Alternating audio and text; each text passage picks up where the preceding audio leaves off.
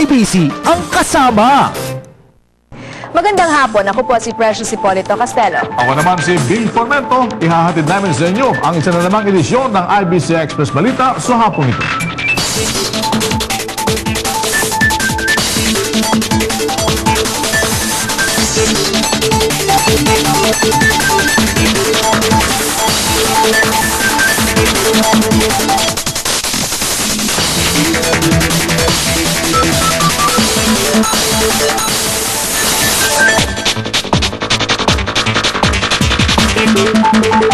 Sa ating top stories, asawa ng broadcaster na si Ted Filon nagpakamatay daw ayon sa mga forensics expert ng Public Attorney's Office.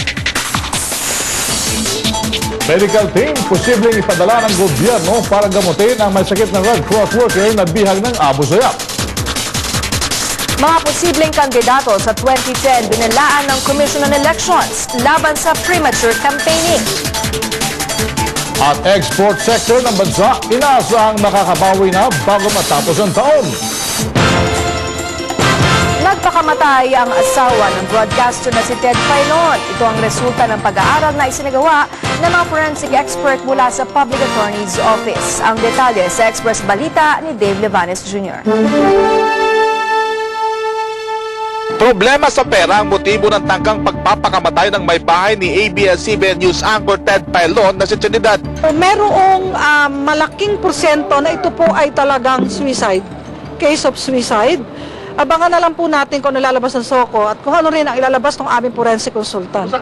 Ibinigay na niya ni Ted ang kanyang sinumpaang salaysay sa QCPD Criminal Investigation Unit at kusang loob din niyang ibinigay sa mga pulis ang kanyang sarili para mapasailalim sa paraffin test at iba pang proseso na parte ng investigasyon na magbibigay linaw sa insidente. Kaya wala daw basihan ng Quezon City Police District na arestuin si Filon. Kung wala namang direct evidence na pinatay ang isang tao at kung talagang may ebidensya pa nga talagang nagpakamatay, unfair naman. Kalimbawa, ang isang may asawa, pag nagpakamatay ang kanyang asawa, ikukulong na siya. So, sa puntong ito ay mag-imbestigahan, dapat mag-imbestiga, pero dapat priority ngayon yung pag-revive nitong pasyente natin.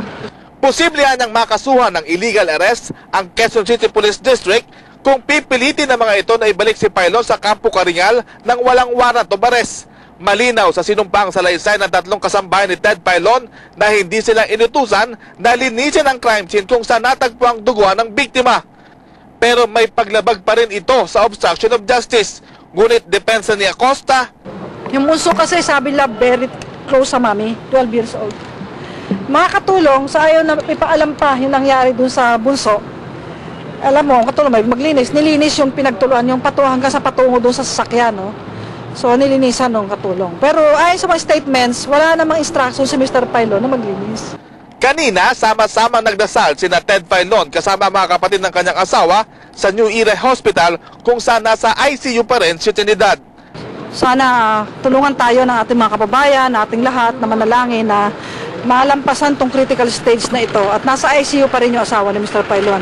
At nandun din yung kanilang mga kaanak, yung mga kapatid, yung tatlong babaeng kapatid nitong si Mrs. Filon. At kanina lang ay nagkaroon ng isang misa, panalangin na isang pari para sa pagaling nitong si Mrs. Filon. Ako, si Dave Levanes Jr., nagbabalita Express. Dinampot na ng mga pulis ang tatlong kasambahay at isang driver ng broadcaster na si Ted Filon. Siniguro naman ng Philippine National Police na wala itong VIP treatment na ibibigay sa sinumang maaaresto sa kaso ng asawa ni Filon. Ang detalye sa Express Balita ni Merwin Yanza. These people are entitled to a right to a lawyer. Bahagyang nagkagulo ang bahay ni Ted Filon kanina nang damputin ng mga otoridad ang apat na kasambahay nito dahil sa umano'y obstruction of justice. Nilinis ng mga ito ang crime scene nang dalhin ng broadcaster ang asawa sa ospital matapos na matagpo ang duguan sa loob ng kanilang banyo. Pero ayon kay NCRPO Chief Roberto Rosales, inimbitahan lang ang apat para sa ilang pang mga katanungan. There have been a lot of lawyers nandito na nag-a-assist doon sa lahat ng mga household. Practically, nung kahapon pa yan, tigitigisan na sila.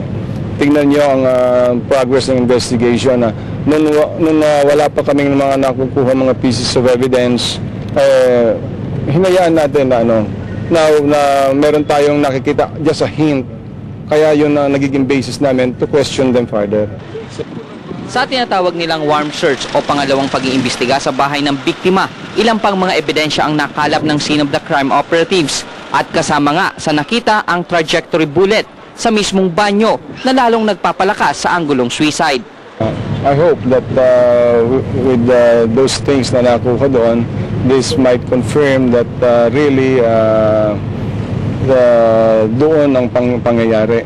So as we speak, hindi pa po natin matukoy kung dito nga? Well, the technical portion will be coming in. Binigyang diin ng PNP na walang VIP treatment at personalan sa ginagawang investigasyon. Mananatili pa ring suspect ang lahat ng kasamaan sa bahay ng biktima, maging ang asawa nitong si Ted Filon. Is everybody in the household considered a suspect at this point? Well, at this point, yes. No? Simply because they were all there. Nobody could point or could confirm that really the Mrs. Etong committed suicide.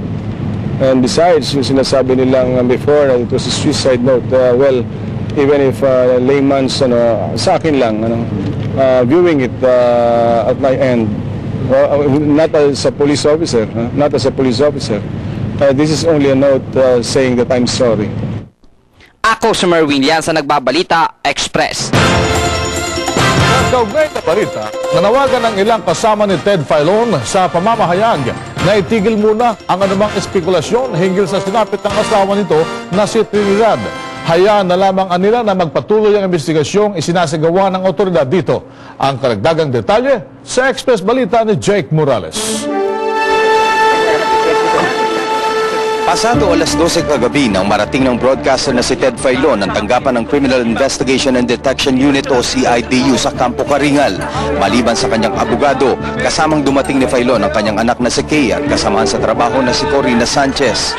Makalipas ng ilang oras, nanawagan si Sanchez na sana'y unawain si Filon sa trahedyang dinaranas ng kanyang pamilya. Kaya sana nga yung espekulasyon, para sa akin lang, huwag masyado total naman iniimbestigahan. Ano lang ito, imbitasyon lang ito para magbigay ng statement si Ted. Maliban kay Filon, kinunan din ng pahayag ang kanyang dalawang kasambahay, gayon din ang kanyang driver. Mahigit 8 oras na natili si Filon sa tanggapan ng CIDU bago ito hinayaang samahan ng kanyang anak sa pagbisita sa New Era Hospital. Pag-aaralan ba yung mga salaysay nilang binigay? Kaya sinabi ko sa inyo kanina kung i-determine pa maigi yun. Kaya mamaya pa siguro pag dumating yung mga abogado namin din dito sa opisina, saka natin malalaman kung pa-visited o kung anong gagawin. Ilang saglit lang matapos makaalis si Filon, agad na bumuo ng team ang CIDU para sundan ng broadcaster sa naturang ospital. Hindi pa malinaw kung ang binuong team ay resulta ng ginawang investigasyon o may hindi pa natapos na proseso si Filon. Jake Morales, Nagbabalita Express. Naniniwala ang anak ng broadcaster na si Ted Filon na si Kay Etong na tinangka ng kanyang ina na magpakamatay at inosente ang kanyang ama sa naturang trahedya. Ayon kay Kay, hindi dapat ibintang sa kanyang ama ang sinapit ng kanyang ina. Isa niyang patunay na nagtangka mag-suicide ng kanyang ina ay ang liham na sinulat umano ng kanyang ina. Ang asawa ni Filon ay natagpuang duguan at may tama ng baril sa loob ng comfort room ng kanilang bahay kahapon. At marami pang Express Balita sa aming pagbabalik.